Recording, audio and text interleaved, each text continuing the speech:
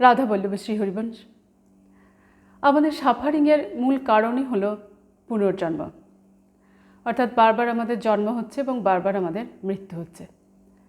জন্মানোর পর বিভিন্ন ত্রিতাপ ক্লেশের মধ্য দিয়ে আমরা যাই এবং একসময় আমাদের মৃত্যু হয় এবং পরবর্তীকালে আমাদের কর্ম অনুসারে আমরা আবারও একটা শরীর পাই এবং তারপর আবার ত্রিতাপ ক্লেশের মধ্য দিয়ে যাই এবং আবার আমাদের মৃত্যু হয়। জন্মানো যদি এত ভালো বিষয় হতো তাহলে একজন শিশু জন্মের পর কেঁদে উঠতো না, তাই না?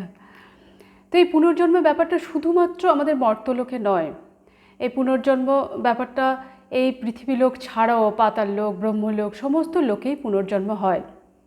ভগবান শ্রীকৃষ্ণ তার শ্রীমদ্ ভগবদ্গীতার 8 নম্বর অধ্যায়ের 16 নম্বর শ্লোকে অর্জুনকে বলছেন, ব্রহ্মভুবনাল্লোকা পুনরাবর্তেন অর্জুন মামুপেত্য তু কন্তেয় পুনর্জন্ম ন বিদ্যতে।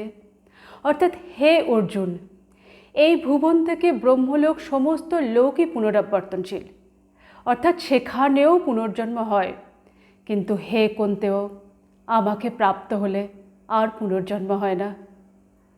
সুতরাং আমরা প্রত্যেকেই ভগবানের শরণাগত হই এবং তার শরণে থেকে আমরা এই বিষয়টা কাটিয়ে ওঠার চেষ্টা করি। রাধে রাধে।